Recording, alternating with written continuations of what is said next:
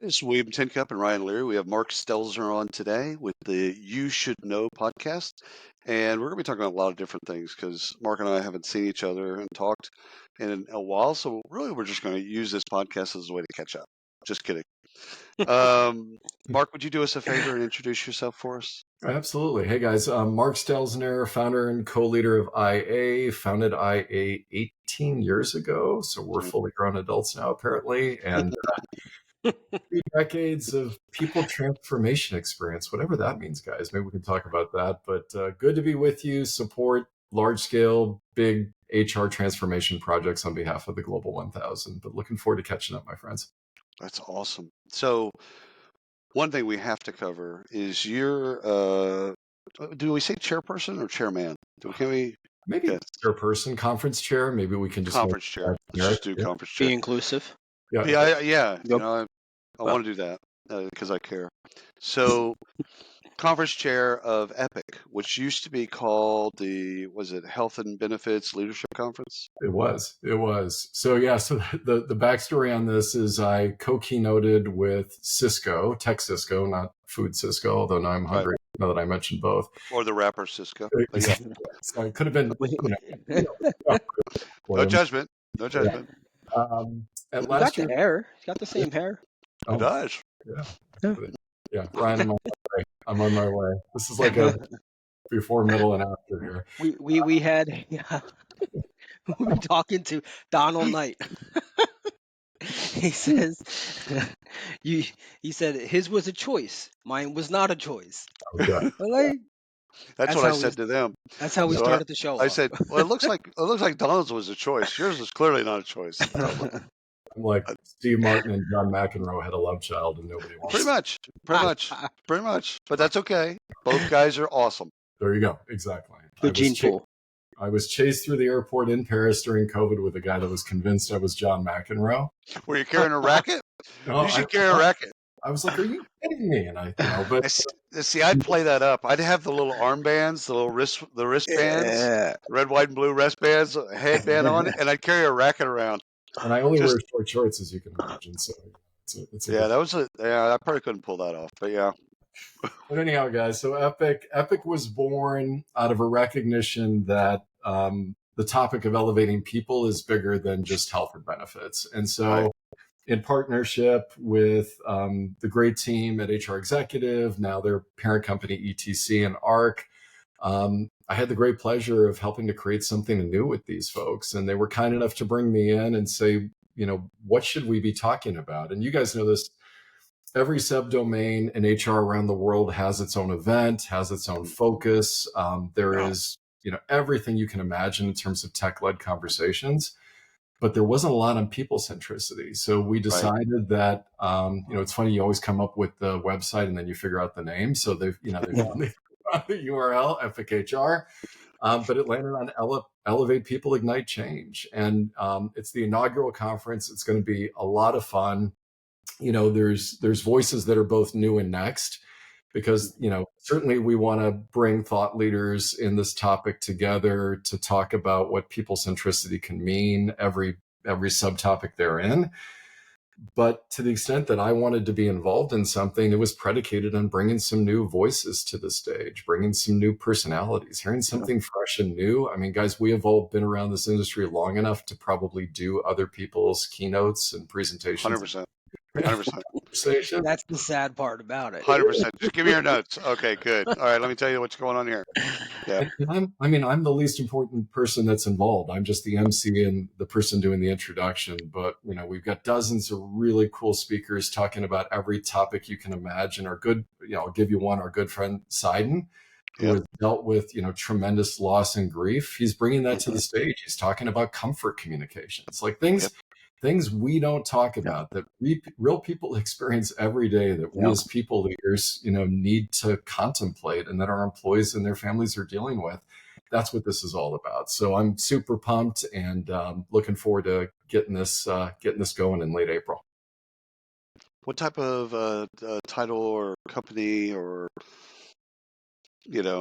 size of company? What are we looking at in terms of the audience? Who do we want there? Yeah, no shape and size necessarily. We want people leaders. I want business partners. I want rewards leaders. I want, CPOs and CHROs. I want people that are thinking about people, that spend every day thinking about the care and feeding, the life and well-being, the hearts, the heads, the bodies of the people that are the lifeblood of their organization. That's what we're looking for. And there really is no size limitation. I mean, this isn't about selling a bunch of goods and services. This is about starting a conversation. And I'll tell you guys, the other thing that I've also noticed, I mean, we've been collectively, guys, we've been at hundreds of conferences probably over our respective careers. Oh, yeah. And you walk away from a really inspiring or interesting, speech. And then about a day or two later, it's etch a sketch, right? You've lost everything. And part of what was really important to me is that this is actionable. I want people to have some immediacy, take these ideas and bring them forward in whatever priority makes sense. We have workshops on the last day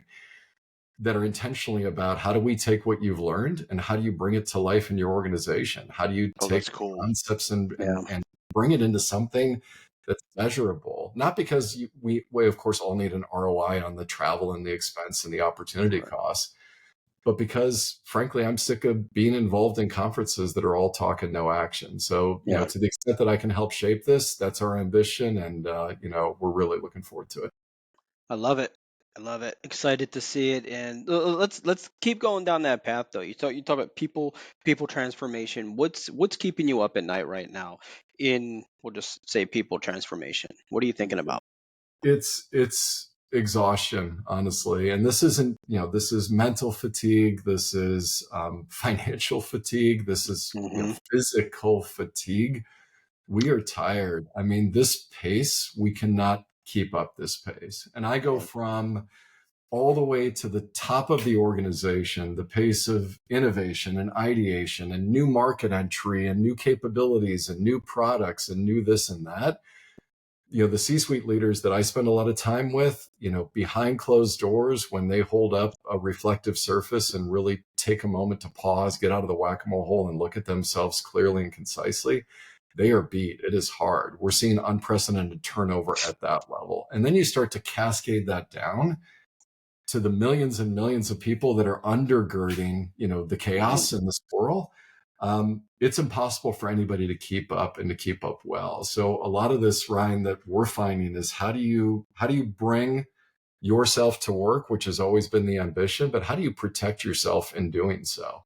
How do you create space? How do you create boundaries? I mean, look at the cool tools you guys are using today. Like there's no shortage of connective, omni-channel experiences, right? That can keep us engaged. But how do we shut it off? How do we turn it off? You guys will laugh. I went to a physical today. I haven't had a physical in 3 years. And the guy was, he's like, how's your sleep? I said, well, how's your sleep? Let me Don't ask you a judge me. question. Don't judge me. This ain't Planet Fitness. I'll judge you back.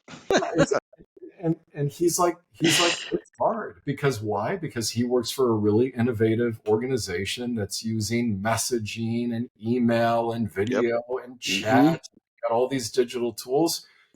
So, even in his case, and he's a caregiver, like if he doesn't shut it off or put boundaries around his hours of working, he could work 24/7. And simple reminders, of course, like, hey, don't look at that screen at night. Well, guess what?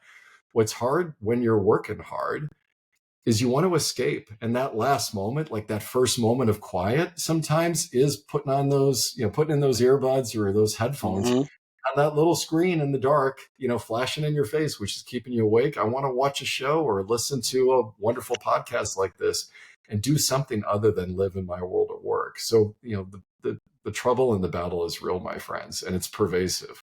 No one can escape it right now, unfortunately.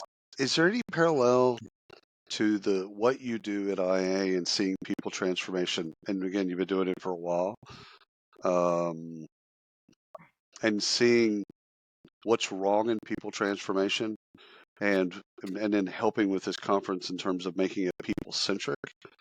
Am I drawing a line between two dots that don't exist? No, you are, and I think part of this is this tendency to use, big $10 words to describe the ambitions of the organization that for the average individual may be meaningless. So, how do you, I talk about this a lot, but how do we bring content into context? So it is really simple to put up. I mean, we've all been part of EVPs and the aspiration, factual, functional, inspirational, whatever it's intended to be, of what we mean to stand for. And then every employee has a million examples of a couple times it worked and a million times it didn't. And so really this is about being bespoke to the individual. How do you get people transformation? Yes, you can have goals and objectives and KPIs and measures and do sentiment surveys. But if William isn't moved by it, and if Ryan isn't moved by it, did we transform? Well, maybe we changed a process, or we changed a policy, or we de-risked something, or we introduced new tools. But when I show up every day and I kick open that laptop, or I go into that manufacturing site, or I, open up that storefront, is my day any different? Is anything materially changed? Am I better off than I was, or at least at parity to how I was the day before? That's real people transformation. And a lot of it is going back to employee centricity, which I know is obvious. I just put up a piece a couple of weeks ago for HR Executive on, how AI is amplifying the employee experience again. And the reason it's amplifying the employee experience is because of the dehumanization of what AI brings. And so the need to overcorrect and think about how AI makes us more human is actually not something that we talk about. It's not vogue. We're talking about tools and capabilities. So guys, that's the problem. That's where the rubber hits the road. And I would say then part of that is having honesty and transparency in your organizations. And that's difficult, right? Because it's scary to basically either admit I don't know, Try vulnerability, or I don't know what that means for you. Right. Yeah, and that's vulnerability meets ambiguity. That's right. And things that are most people are uncomfortable with both. 100%. So the question that I'm thinking about in terms of transformation is, does one know in the midst of transformation that things are being transformed? Or is it that you can look back and see the transformation happen? There's probably two schools of thought, which I think can both coexist. One is that it should be frictionless. It should be, as people like to say, in that flow of work. It should be natural. It should be organic. If I have to think about it, then I've created a process that's too difficult to maybe bring everybody along for the ride. And then the other part of it is being intentional about why we're doing this, what we're trying to achieve, and how should it feel? And it's funny, it's really interesting. We talk a lot with our clients about measurement. It's very vogue to think about KPIs or OKRs or, big consultancy measures or advisory measures that would say, okay, we've moved from A to B to X to Y to Z. But really what I find super encouraging is several of our clients, really, really big, some of the biggest organizations in the world say, yeah, that's good. But what really matters is, how do my employees feel? So the only measure that matters is sentiment. Right. And even if the perception of that is better, even if we know that actually the reality is the employee may not be as healthy as they could be, they didn't take advantage of all the wonderful things we have. Right. But if they perceive that things are better day over day, week over week, year over year, and their families feel that way, maybe that's what it's all about. Maybe that's true transformation at its heart.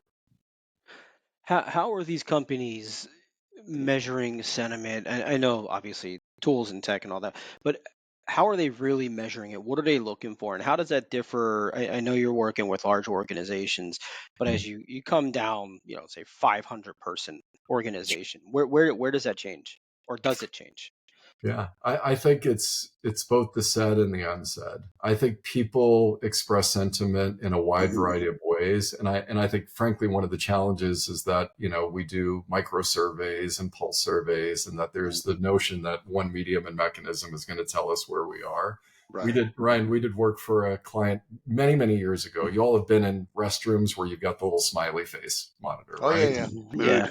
The Yeah, mood thing. mood. I'm So kind of we, afraid to touch those things, though. well, yeah, I know. Like, there's no Got to I wash your hands after. Yeah. push all the buttons and type all the words. So Yeah. it's but we work with this organization who had a really interesting idea. They put one of those same, literally the exact same smiley face kind of pain meters Mm, at the entrance and exit of their manufacturing facility. And what all they measured is how did you feel when you walked in and how did you feel when you walked out? That was it. Touch the love button. it. How Yeah. did you feel when you walked in and how did you feel when you walked out? And it sounds so obvious when you say it, but what they Mhm. could then notice is they could notice trend lines by shifts. They could look at the pressure on manufacturing or production. They could sense if there was an injury, right? If Right. someone was injured, God forbid, on the floor. They could tell when management shifted. They could track it around meetings and interventions and everything. So So one basic. a simple measure, right? We want to ask all the questions and we want natural language to Mhm. extract, here's what we said, but here's what we really meant. Here's what my face read as. And if you're a reflective surface like me, you can barely even, capture my sentiment. But at the end of the day, like simple works. And another way of measuring sentiment is talking to people, Mhm. right? Yeah. We have organizations that are finally realizing that the front line is where all the intel is, all the Right. intel, right? We can ask our customers, et cetera, but the people that Yeah. actually work with customers every single day, they probably know more than those that get separated layer after layer after layer. So it's all the things. It's not a or, but it's an and sometimes simpler is better. What role does communications play in both being people-centric as well as also in transformation? So I'm trying to draw, again, those two dots between these two things. What role do we need to actually play up or over-index or under-index Yeah. in the role of communications? Well, and it's ironic, this notion of sort of we want it to be organic, but we also need to foster and facilitate, and Right. therefore, historically, change in comms, like the investment in change in communications, was the first line item to be cut. Right. So we advocate really, really strongly to make sure that's front and center. But I will also say that those organizations are shrinking.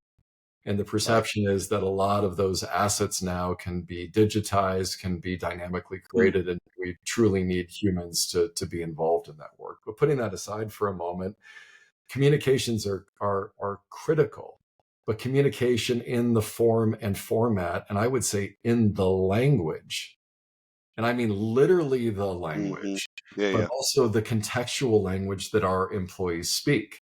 If you talk to communications professionals, most of them would say, we're pegging at an 8th grade communications level. So USA Today. Exactly. That's how we're going to go to market, and that's how we're going to reach the majority of the people. Well, guess what? Right. That may be insulting to some people, but that, as we're embracing, if we really believe in diversity, equity, inclusion, and belonging, everyone learns differently. Right. So we have to think about all the channels and all the medium, all the consumption. So I see this every single day. So comms is critical. And the fact that we are imposing change at times that is inorganic, that is going to require difficult conversations. And we can't ignore the fact that this requires a lot of investment, and it also requires time and lead time. And what I mean is sometimes these changes are perceived to be so confidential, guys, that the temptation is wait until 10th, 11th, Right. 11th and 59th minute. Surprise. Yeah, exactly. Gotcha. And suddenly we expect that people are going to show up next day, log in, and I'm there. I'm right there. Yeah. Look how many logins and clicks and Totally everything get it. on day one. That doesn't mean I've changed a damn thing. So that's where we advocate for more transparency. We get that there is sensitivity. We live in the real world, Right. but we also can respect people as adults and humans and bring them along the journey with us. What's the goal in, I guess, in your opinion here, maybe, or what are you saying as the goal in transformation? Is it happiness in the workplace? What exactly are we striving for? But Ed, before you answer, I had a similar take, and it was like, is transformation ever done? No, Because no, No, transformation is never because done. Okay, so both of y'all I've answered been that question. I've Never been mind. working on this beauty for a long time. It ain't Huh? done yet. You said you got a 45 Okay, years of transformation here, so baby. it's but then it's interesting that because when we talk to clients and we talk about a bespoke project, project has a beginning, a middle, and an end, and it's all kind of a nice little shoebox. But it's Yeah. like there's no end right? Hmm. Like we can all agree, there's no end to this. It's just you go on to another part that Yeah. needs to be transformed. Well, Okay, sorry. it's Answer. no, it's 100%. And it's the biggest mistake is to create the logo cake and have that celebratory moment and raise your virtual champagne and say, we have arrived. Congratulations, team. Done. Again, Yeah. Made celebrate, it. celebrate that is V like 0.5 of Right. a multi-year journey because it is continuous. I mean, we're not static. I haven't Right. seen you guys in a while. Like we're always changing. Life is changing. And Right. frankly, we have no idea what's happening in people's lives. So the notion 100%. that there is a fixed moment, yes, we have deliverables and we have capabilities and things we want to Hmm. create. But the mistake that we're seeing and the reason there's so much tech debt and so much latent capability that is unused in terms of organizational capability is because we're thinking about this too much in a fixed mindset. So it may sound like completely antithetical to how you would run a business for 18 years, but we come in with the notion of trying to get ourselves fired. Like and this is for your listeners, if you go to ihateconsulting.com, it redirects to our website. I'm not kidding. First of all, I couldn't believe it was available, which is kind of amazing. But, but, That's but pretty good. why do I hate consulting? Because the ethos of consulting is typically, let me get my hooks in you, and Sorry. it's I'm some gonna bleed you. I'm going to Right. bleed you for years. The way I shaped our organization and the way our great team and our great clients use us is like, no, we're player coaches. I want to teach you how to do what we do because you should never spend another penny on us. You should never come back to us. And I mean this.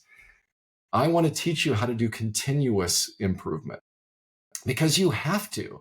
And guys, where we're seeing organizations really pick up this mantle is now there's the creation of these HR transformation offices or people transformation offices that are ingesting all these projects, programs, and initiatives, going through prioritization, thinking about capability and tooling and investment, best use of internal and external resources, et cetera, because it's dynamic, it's ever changing. It's not a fixed point in the sky. And that's the only way that, frankly, I think this works. Ryan, I stepped in on your question. I apologize. So, I what was forgot your? what it was. All We'd have to right. So, rewind the tape. no. What's the role of the C-suite in both being people centric and in transformation? And the Um, reason why I have that in my head is about 150 years ago, I used to do Salesforce implementations. mm, I probably did 20 of them, so it wasn't the data set is not that large. But out of the ones that were successful, it was the CEO that used Salesforce. If the CEO used Salesforce, the implementation went swimmingly. yeah. Everybody got on board. If the CEO or the CRO, VP of sales, whatever, wasn't involved in Salesforce, they just wanted other people to be using Salesforce, the implementation went sideways. Always. Right. Always. So if we are people centric, first of all, it's not a slogan. If we are people centric, what's the role in that? And then in transformation, what's the C-suite's role in transformation? Two things. The front and back of that I would put are empowerment and engagement.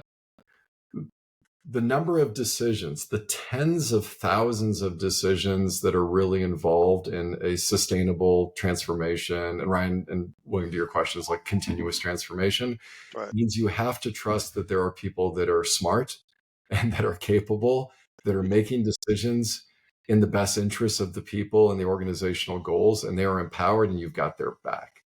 And what Right. we're finding right now is the decision authority is not moving down, it's actually moving up. Where even at times the C-suite is taking things to the board that you would be shocked by because there is a little bit of fear right now that Mm-hmm. people are placing the wrong bets in the wrong categories and that accountability therefore is going up. So we've got to push that empowerment down the organization and then lift people up and celebrate the empowerment, even when that empowerment sometimes leads to a risk or a failure, that I've got your back, we're going to pick up and we're going to run.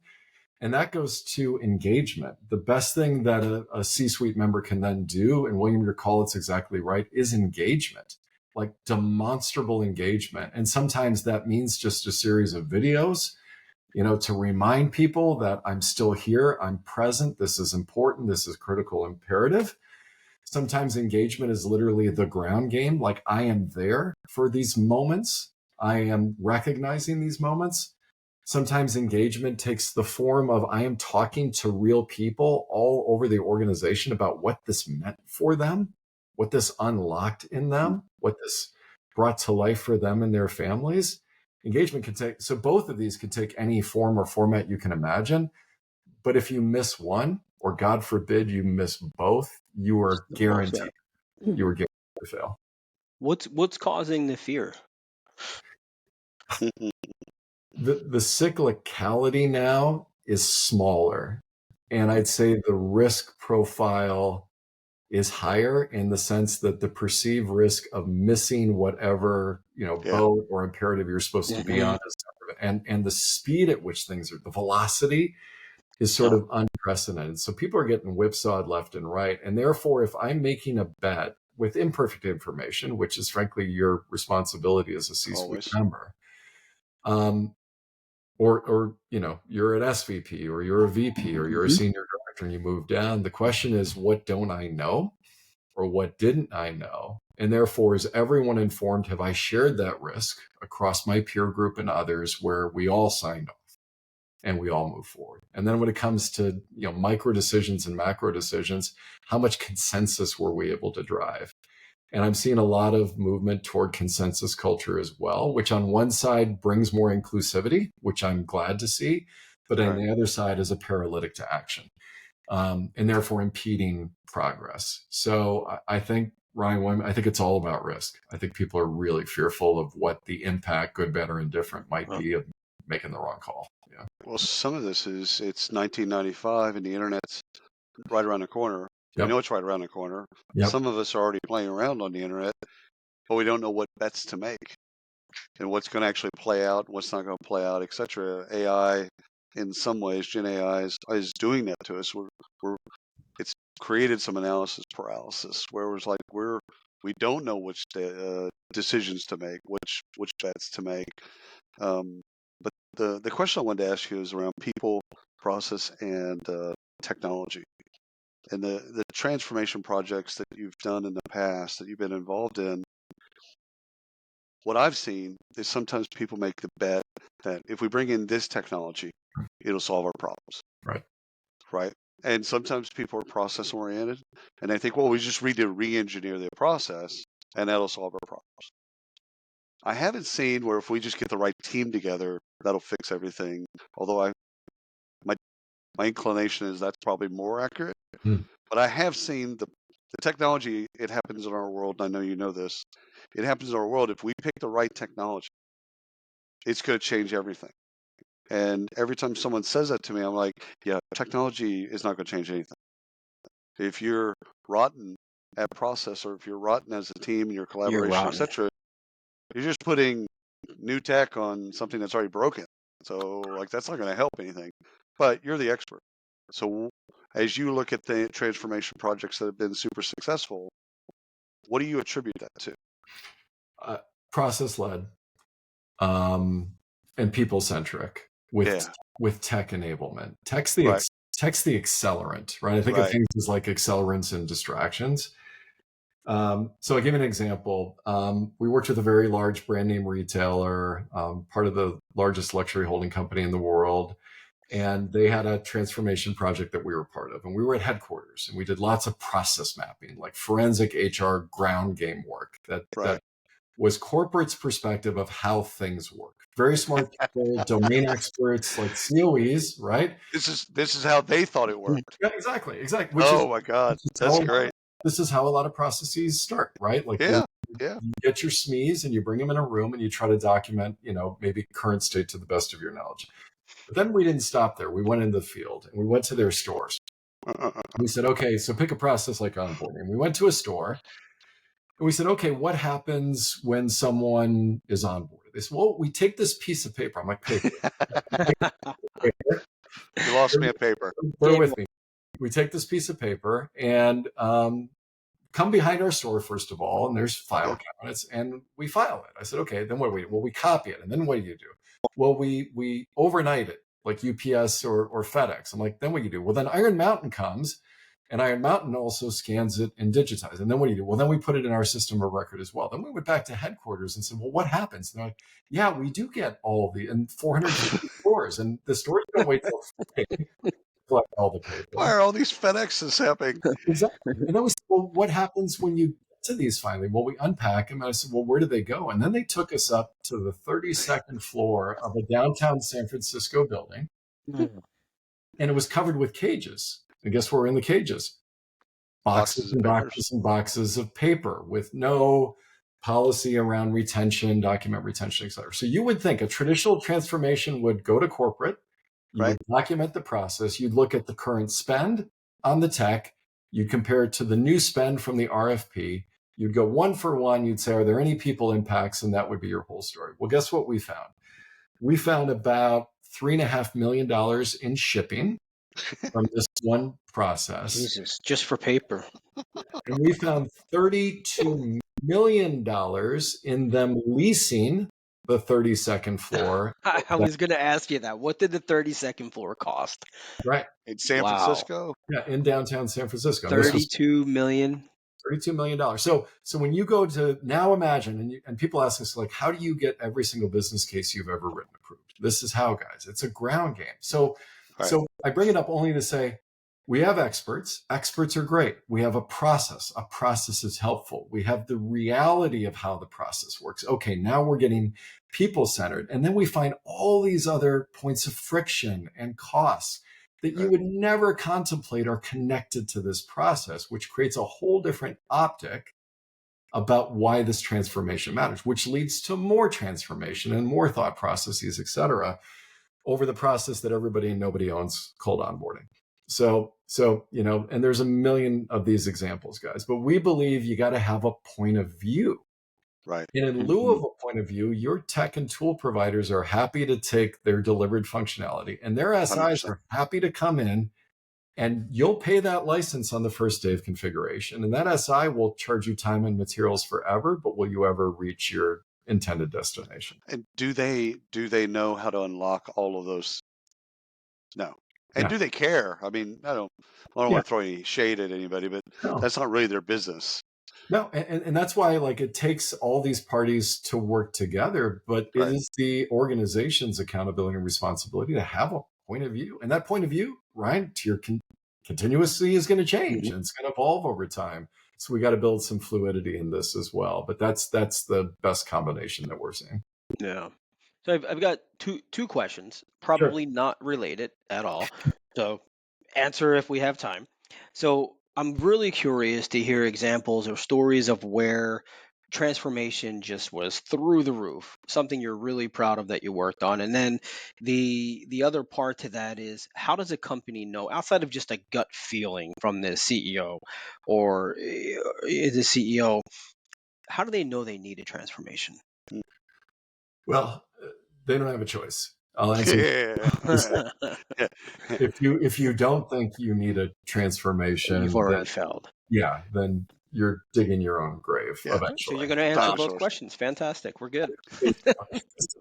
So everyone has an impetus for change. What the focus is, what the concepts are, what the impact's going to be, who it's for what outcome, for what purpose. Of course, that's always going to be unique to every single organization in the world. And again, constantly changing, which is why we got to have somebody looking after this stuff. But the transformations that we're most proud of is when we held up something that organizations couldn't look away from. And I'm going to give you maybe a pretty controversial example that you will appreciate. And you may say, well, why would you measure this as success? And you'll understand in 2 minutes. So we We worked with a large multinational holding company who will go unnamed, 120 different entities that they own around the world, European headquartered. And we had a meeting with the CEO and the entire C-suite. This C-suite has 2 female leaders. One is the CHRO, and the second is the president of the smallest business unit. In this meeting that was supposed to be 60 minutes, our process, we went 2.5 hours because the CEO wanted to fight. Like, he wanted to fight. Okay, if you want to fight, I want to fight. But the misogynistic tendencies of this particular CEO, with his bro on the left and his bro on the right, made me force something in the room that had nothing to do with the process, but had everything to do with the organization transforming. Yep. So there was a moment where I asked him, I said, can you hold eye contact with your 2 female leaders for more than 15 seconds? I said, I want all the men in the room to turn their heads away. And let's call them Greta and Sally. I said, first, I want you to look at Greta, and I want you to hold eye contact with her. Sincerely, like, look at her and engage with her. Right. You know. And I said, and now I want you to do the same. And the guys are laughing and everything else. Like, it's not a joke. And the reason I'm doing this is all the expertise around everything that we've described to you is already in this room. It's already in this room. If you would listen and you would embrace the knowledge and the ideas that everyone, including these 2, can bring to you, that will lead you to the type of change that you're looking for. And it was so you would think I'd be talking about metrics and outcomes and success. And instead, one of my most successful transformations was fighting with the CEO, who, by the way, afterwards in the hallway came up to me and shook my hand and said, that was really good. Like, that was an amazing conversation that we had. Fought with me the whole time. And then I found out after we left the room, came back in and said, we probably should listen to what these folks told us to do, even though he wouldn't agree with anything we said while we were in the room. So, right, of course. So Ryan, I feel like if we can open eyes and we can open hearts and we can change ways of working, and we can recognize that in most cases, all the answers exist. We just need a method to organize them and funnel them toward, some imperative for good. Then I can retire. And that's the goal. Yeah. That's the goal. That's the goal. Want to get fired? And I want to retire. Yeah. What are you guys concluding from this conversation? Exactly. So let's go back to Epic for a couple of minutes, real quick. Sure. You mentioned that you want to really tease out the voices that are next and now. How do you find those? Like, what's the like? You know what I'm saying? Like, that's hard. We all know the same people, so that's great. But like, how do you figure out the people that you don't know? Yeah, it was a really cool process. So the call for speakers was really, really early, which, again, if there's any conference organizers out there, that cast such a broad net and gave enough time for us to make sure that everybody knew that this existed and that this was new and that you were wanted. We had over 400 submissions for this event. Wow.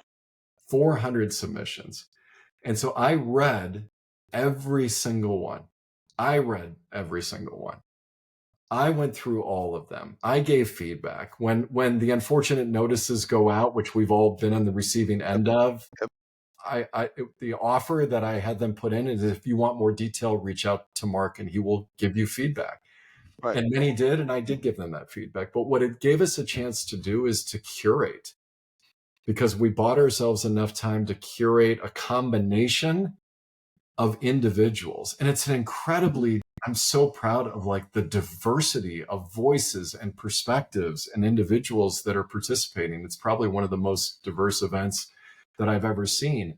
And it's not lost on me that this white guy over 50 is the one facilitating this. But when we talk about putting myself out of a job, my goal is to bring more people into the conversation and get out of the way. We don't need to hear from me. We need to create space to hear from everybody else. So that's exactly how we did it. That's how we found people that exist, that have something to say, but never had the opportunity to say it. And I'm super, super proud. And I'd say that goes for topics too. Even some of the people that we know, took the advantage of the moment to lean into hard topics, like stuff that is not necessarily the sexy or exciting or, most innovative things, but it's the hard things of what it means to be a human in today's world. And I'm super proud of this cohort of amazing speakers and presenters, and frankly, how they're intending to show up. And I'm excited to see the fruits of their labor for sure. What's success? Like when you get done and you're doing your reflection or postmortem or etc. What's success for you? Sentiment. It's exactly where we started, guys. So I'm a story person at heart. Like I want to hear how it impacted people, the attendees. But as importantly, I want to hear how they took that information and how it impacted their teams and so on. And that effect is, why I did this. Like this isn't, I never had aspirations to necessarily be a conference chair. But you got to be careful, right? You complain that you want something better, and you got to help make it better, which is exactly how I got here. And I'll applaud the team at ETC and ARC and HR Executive that really leaned into the moment, because we challenged them to try some new things and do some new things. I'll give you another example, guys. Here's about impacting people. So we called MGM, and we said, MGM, who leads philanthropy at MGM? How many events have we been at MGM? Oh, good God. So we got to the head of giving for MGM International. And we said, what can we do as an event to bring a giving campaign to those who in Las Vegas need help? Who knows better than you?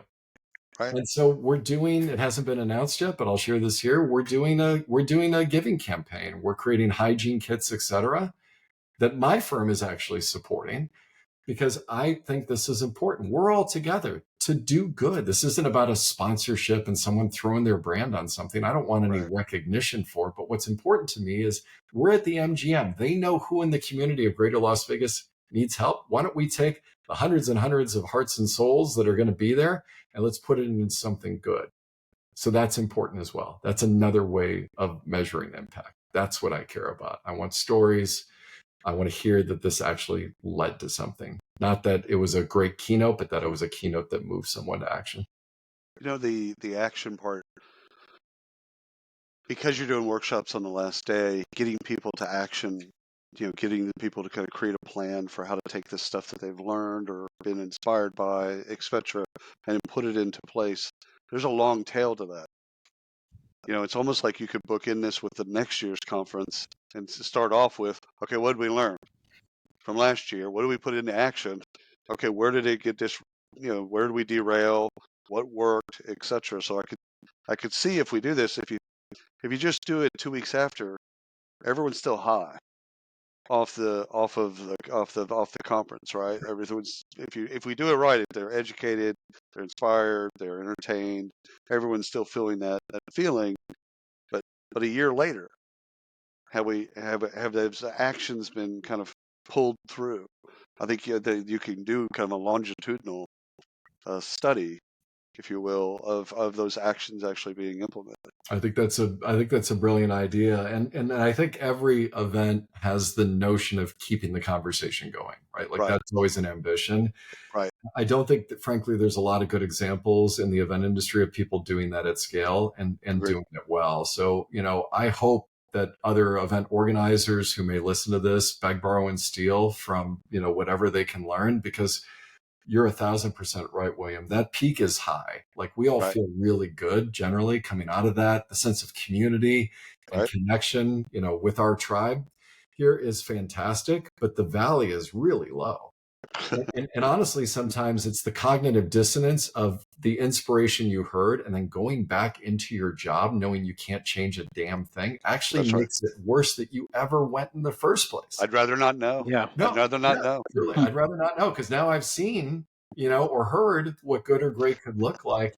And I'd like to see a correlation between how many attendees attend conferences and how quickly they look for new jobs. Yeah. That would 100%. That's actually pretty interesting. That would be an interesting study, right? Which is, oh my God, you made me see. Again, I go back to reflective service. I looked into the mirror. So there's a new world. I wanted to go join the new world. Go join that, which I think is, and honestly, I think, those organizations that participate on panels and keynotes and success stories, it's good of them to do that, because that's a recruiting moment too. There's no miss in trying to tell a story that might draw someone into your brand and into your organization. So I encourage practitioners, of course, to continue to participate, but we got to do better to make it real and make it sustainable 1,000%. And if done right, telling stories can be super educational. 100%. It's highly valuable. So, exactly. William, any last questions for Mr. Mark here? Not at all. It's been wonderful. It has been, Mark. Thank you so much for coming on. Appreciate it. And if you're still watching, you're listening, follow us, like us everywhere, do that thing. If you see us out somewhere live, come say hello. I'm the bald one. He is not. But he will be. I don't know if you heard the last episode, but somebody agreed. Somebody agreed, and I'm going to make this a big feature on you. Somebody agreed to shave their head for Locks for Love. I love it. And we might hold you to this. Yeah. Be happy to. All right. Be happy to. It grows back. It's good. Mark, thank you so much, brother. Appreciate you. Yes. Lots of love to you and yours. Good to see you. Thanks for having me.